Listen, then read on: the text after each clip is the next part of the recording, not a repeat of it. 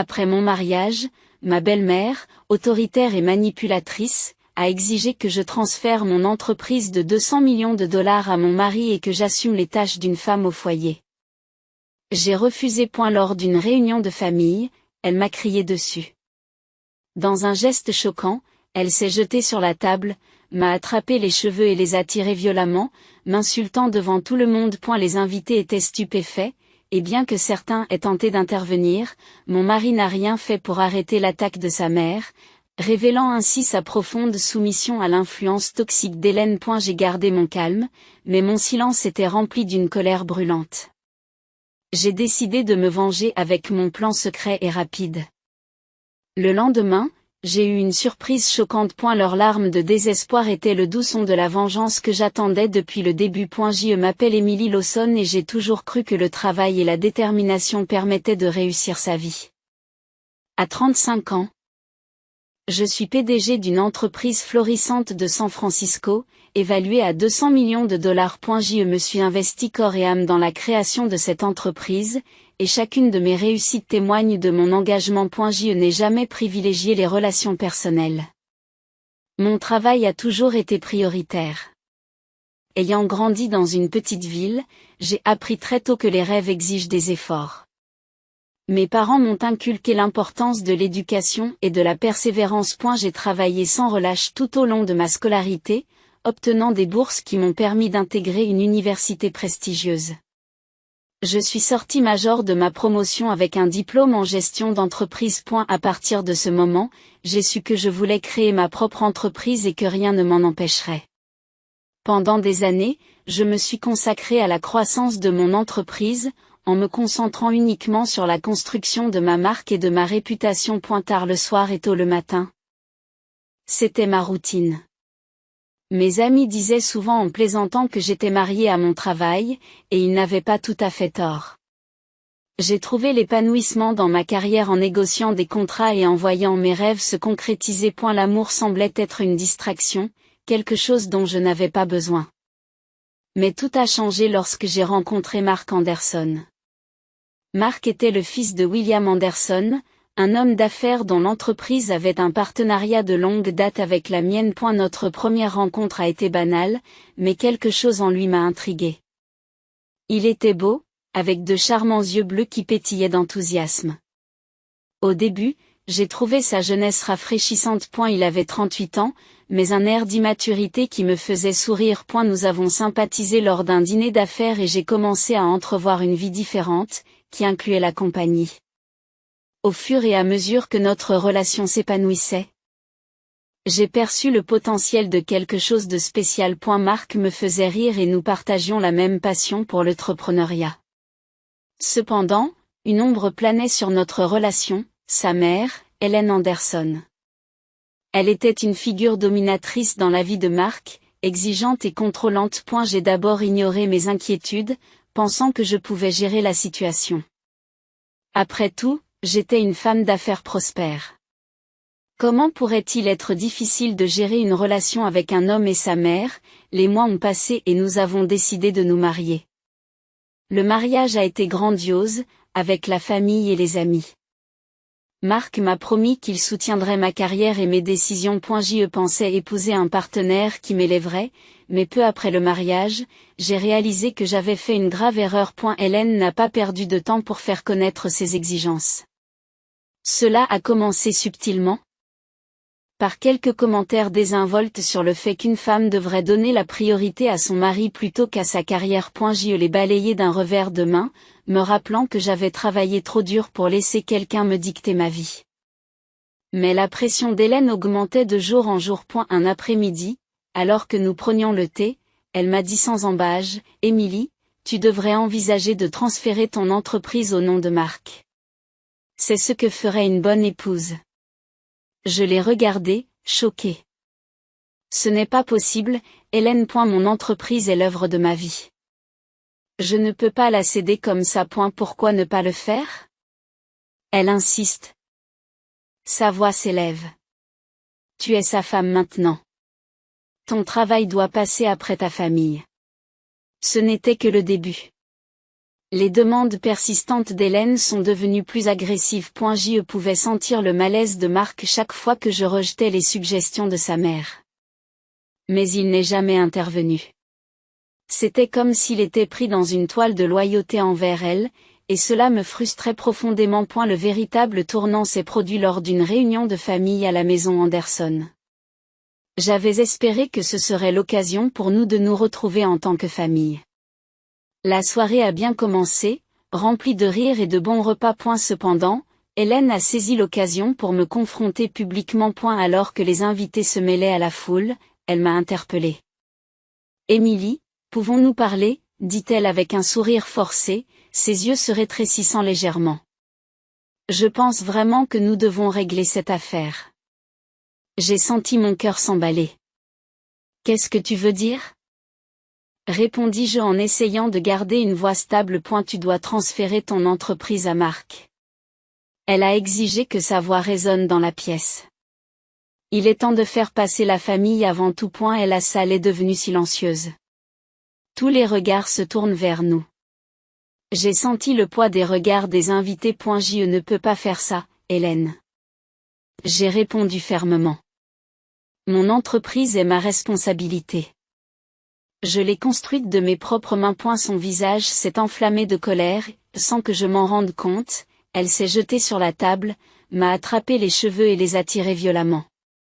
Des halètements emplirent la pièce tandis que je sentais le choc de la douleur se propager en moi. Comment oses-tu me défier ?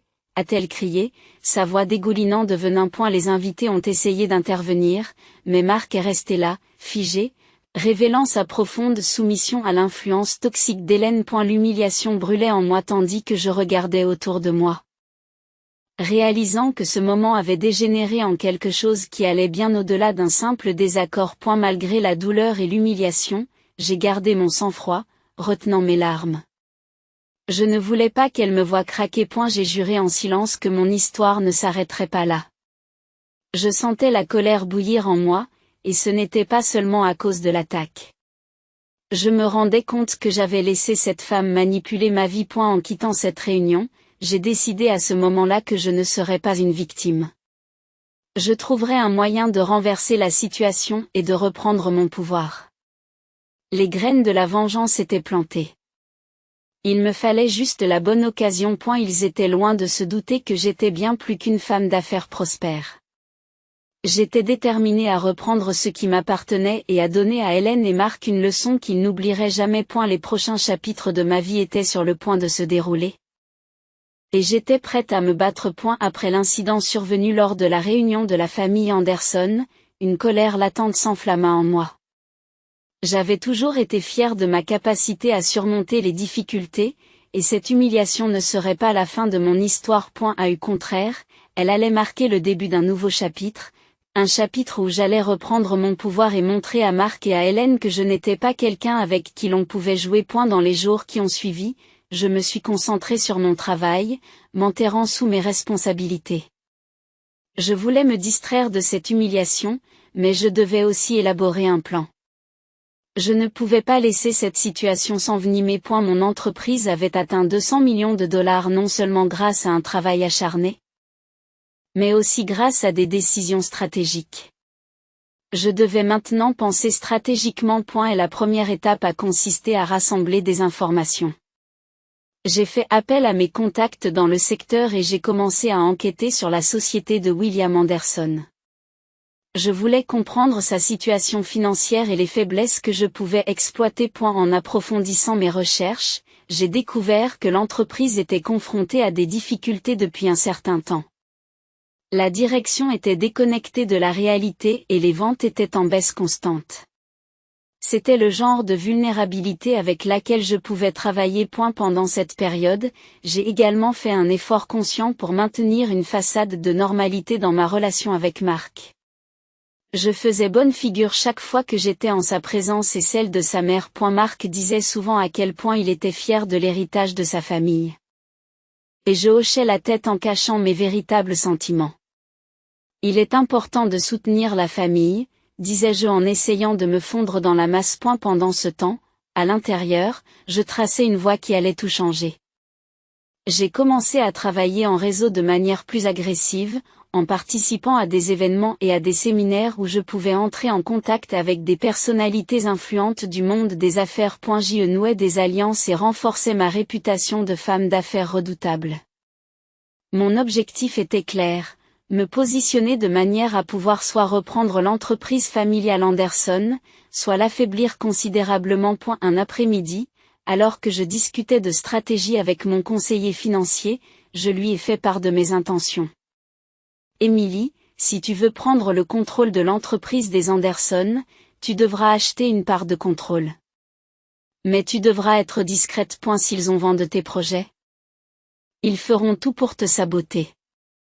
J'acquiesce, absorbant ses paroles. Je sais. Je vais devoir faire preuve de stratégie et de patience. Il ne s'agit pas seulement de se venger. Il s'agit de leur montrer que je ne suis pas un pion dans leur jeu. Avec une détermination renouvelée, j'ai élaboré une stratégie financière. J'ai commencé à acheter discrètement des actions de la société de William Anderson sur le marché boursier. Plus j'en achetais, plus ma position se renforçait. Je travaillais tard dans la nuit, je faisais des calculs et j'analysais les tendances du marché. Chaque petite victoire renforce ma détermination. Parallèlement, j'ai veillé à documenter chaque rencontre avec Hélène et Marc. Je voulais rassembler des preuves de leur comportement manipulateur, sachant qu'elles pourraient servir de levier plus tard. Chaque fois que j'ai visité la maison des Anderson, j'ai prêté une attention particulière à leur dynamique.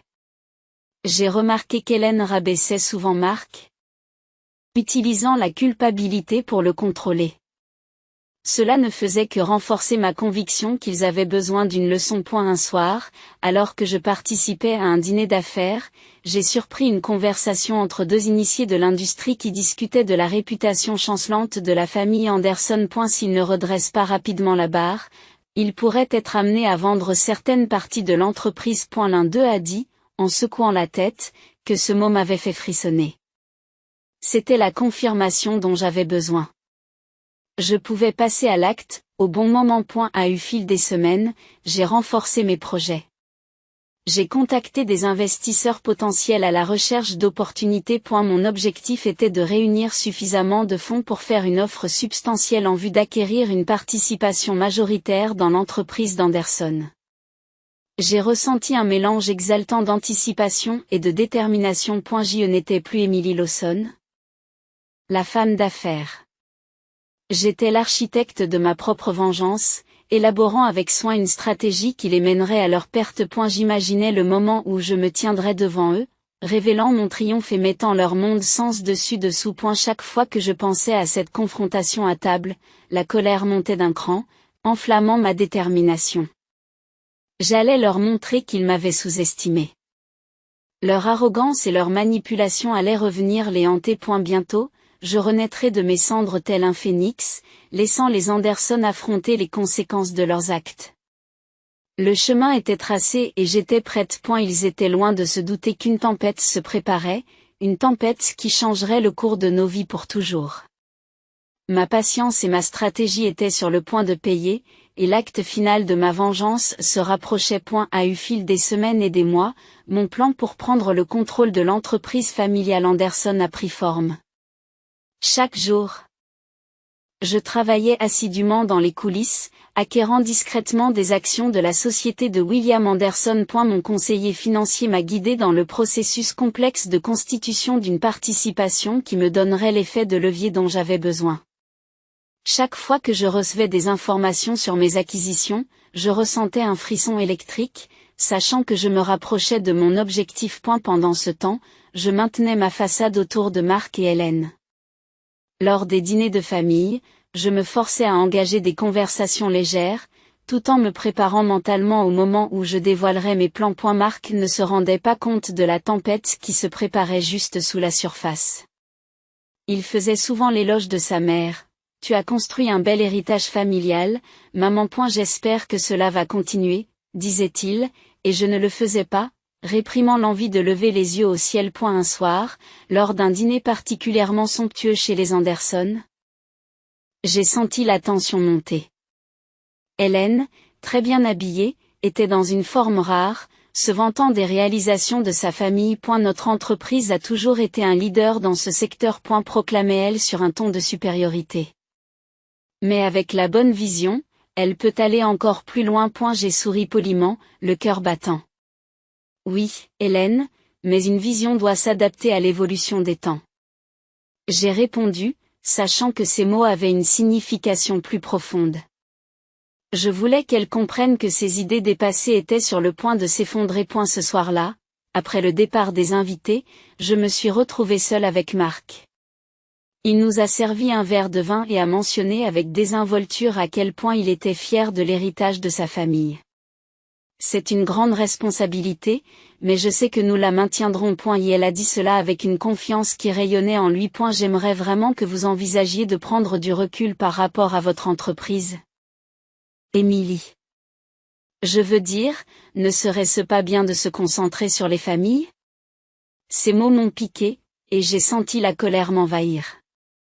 Marc, tu sais à quel point mon entreprise est importante pour moi.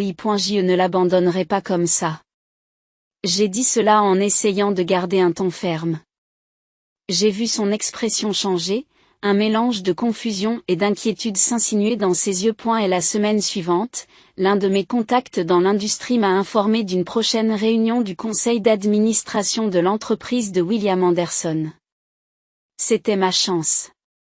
J'ai décidé d'y assister et de me présenter comme un partenaire potentiel. Je savais que cela provoquerait une onde de choc dans la famille Anderson, surtout lorsqu'ils apprendraient que je n'étais plus seulement la femme de leur fils, mais un acteur redoutable dans le monde des affaires. Le jour de la réunion, je suis arrivée en avance, le cœur battant la chamade.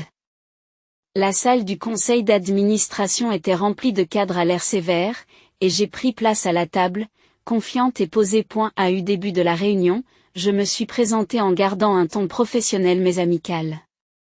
Je m'appelle Émilie Lawson, et je pense pouvoir offrir à votre entreprise une nouvelle perspective. Ai-je déclaré, en notant les expressions de surprise dans la salle. Alors que je présentais mes idées, je pouvais lire le scepticisme sur certains visages, en particulier parmi ceux qui étaient fidèles à Hélène. Mais j'ai aussi remarqué de l'intérêt. J'ai souligné les avantages que mon entreprise pourrait tirer d'une fusion et les avantages de l'innovation et de l'adaptation dans un marché en évolution rapide. Plus je parlais, plus je sentais le changement dans la salle. Après ma présentation, je sentais la tension monter. Hélène, qui venait d'entrer dans la salle, semblait furieuse. « Qu'est-ce que c'est ?» a-t-elle demandé. La voix tranchante. « Tu n'es pas en position d'exiger quoi que ce soit, Émilie. » Sur ce, j'ai senti une vague de confiance m'envahir. « En fait, Hélène, je crois que si. » Répondis-je calmement, en croisant son regard sans broncher. Voyez-vous, je possède désormais une part importante de l'entreprise de votre famille et je suis ici pour discuter de son avenir. Les halètements ont envahi la salle. Le silence stupéfait qui s'ensuivit était presque assourdissant, et je savais que je les tenais exactement là où je voulais. Les yeux de Marc se sont écarquillés, sa bouche est restée ouverte pendant qu'il digérait la révélation. C'était le moment que j'attendais, le moment de renverser la situation et de leur montrer que je ne serais plus un pion dans leur jeu. Le décor était planté pour l'acte final de ma vengeance, et j'étais prêt à leur faire subir les conséquences de leur arrogance. L'équilibre des forces était sur le point de changer radicalement. Et j'avais hâte de voir leur réaction. L'atmosphère dans la salle de réunion est devenue électrique alors que ma révélation était en suspens. Je voyais le visage d'Hélène prendre une teinte rouge inquiétante, son sang-froid s'évanouir. C'est inacceptable, s'écrie-t-elle en haussant le ton. Vous n'avez pas le droit de vous immiscer dans nos affaires familiales. Mais je suis restée sur mes positions, un sourire calme sur le visage. En fait, Hélène, j'ai tous les droits. En tant qu'actionnaire important, je suis ici pour assurer la prospérité de l'entreprise. Il est temps de procéder à des changements, et j'ai l'intention de les mener à bien. Marc, encore sous le choc, se tourne vers sa mère, essayant de comprendre ce qu'il vient d'entendre. Qu'est-ce que tu veux dire, Émilie? Tu fais partie de tout ça. Sa voix était un mélange de confusion et d'incrédulité, comme s'il n'arrivait pas à comprendre comment j'avais pu les déjouer. Oui. Marc. Pendant que vous vous concentriez sur les héritages et les traditions familiales, je construisais mon propre héritage. J'ai répondu, d'un ton inébranlable. Et maintenant, l'entreprise de votre famille a besoin d'une nouvelle direction, une direction qui embrasse l'innovation au lieu de s'accrocher à des pratiques dépassées. Et la frustration d'Hélène était palpable, ses doigts tremblaient à ses côtés. Vous pensez que vous pouvez simplement entrer ici et prendre le contrôle ? Tu n'es rien sans le nom de ma famille, rétorque-t-elle, la voix dégoulinante de dédain. Je me penchai en avant, mes yeux se fixant sur les siens. C'est là que tu te trompes, Hélène. J'ai bâti mon entreprise à partir de rien, sans l'aide de personne. Je ne suis pas qu'un nom, je suis une force dans cette industrie. Vous m'avez sous-estimé à chaque étape. Les autres membres du conseil d'administration étaient captivés. Certains échangeant des regards étonnés. J'ai continué en m'adressant directement à eux. Si nous voulons que cette entreprise survive, elle doit s'adapter. Je propose une fusion qui revitalisera nos deux entreprises. Mon expertise peut nous guider vers un plus grand succès. Au fur et à mesure de la réunion, j'ai exposé ma vision, en détaillant les avantages de la fusion et les atouts stratégiques qu'elle apporterait. La tension dans la salle est progressivement passée de l'hostilité à la curiosité. Je sentais que je gagnais du terrain et ma confiance montait en flèche. Cependant, Hélène n'avait pas encore terminé. Ce n'est pas fini, Émilie. Tu crois que tu peux tout nous prendre ? Je ne le permettrai pas. Sa voix était empreinte de désespoir, et je pouvais voir les rouages tourner dans son esprit tandis qu'elle préparait son prochain coup. C'est ça le problème, Hélène. Dis-je. Ma voix était calme mais ferme. Je ne t'enlève rien. Je te donne une chance de t'adapter et de t'épanouir. Mais si vous refusez d'accepter la réalité, vous devrez faire face aux conséquences de vos actes. Sur ce, j'ai conclu ma présentation et la salle est devenue silencieuse. J'ai regardé autour de moi, jaugeant les réactions des membres du conseil d'administration. Lentement, ils ont commencé à hocher la tête en signe d'approbation, certains chuchotant entre eux. Je savais alors que je les avais convaincus. Hélène se leva, son visage mêlant fureur et incrédulité. Tu vas le regretter, Émilie. Tu t'es fait une ennemie puissante aujourd'hui. Elle cracha avant de quitter la pièce en trombe. Lorsqu'elle est partie, je me suis tournée vers Marc, qui semblait toujours hébété. Marc, c'est un nouveau départ pour nous deux. Si tu es prêt à accepter le changement, nous pouvons construire quelque chose d'incroyable ensemble. Il m'a regardé. L'incertitude dans les yeux. Je ne sais pas quoi penser en ce moment, Émilie. J'ai l'impression que le monde entier est à l'envers. Alors mettons-le à l'endroit, répondis-je en lui offrant un sourire rassurant. Ensemble, nous pouvons y arriver. Dans les semaines qui suivirent, la transition fut loin d'être facile. Hélène s'est mobilisée contre moi, essayant d'influencer le conseil d'administration et de discréditer mes projets. Mais j'étais prêt à l'affronter. J'avais anticipé ses mouvements et rassemblé des preuves de sa gestion passée, prête à être présentée lors de la prochaine réunion du conseil d'administration. Le jour venu, je me suis à nouveau présenté devant le conseil d'administration, armé de faits et de chiffres. Vous voyez, il ne s'agit pas seulement de moi. Il s'agit de l'avenir de cette entreprise. Si nous permettons à Hélène de poursuivre ses pratiques dépassées, nous devrons faire face à des conséquences désastreuses. J'ai les données pour le prouver. Au fur et à mesure que j'exposais mes arguments, je voyais le vent tourner en défaveur d'Hélène. Le conseil d'administration a commencé à la voir pour ce qu'elle était vraiment, une force de contrôle et de manipulation qui avait étouffé l'innovation et la croissance. À la fin de la réunion, le conseil a voté à l'unanimité en faveur de ma proposition.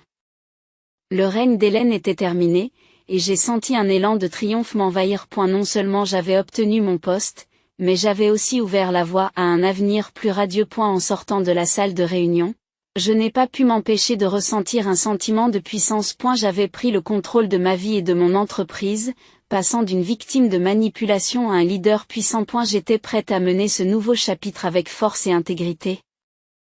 Et j'avais appris que la trahison pouvait conduire à des triomphes inattendus. En fin de compte, j'ai compris que le vrai pouvoir ne vient pas seulement du succès et des affaires, mais aussi du fait de connaître sa valeur et de ne jamais permettre à qui que ce soit de vous la retirer. J'avais gagné la bataille, mais la guerre des affaires et de la résilience se poursuivrait toujours.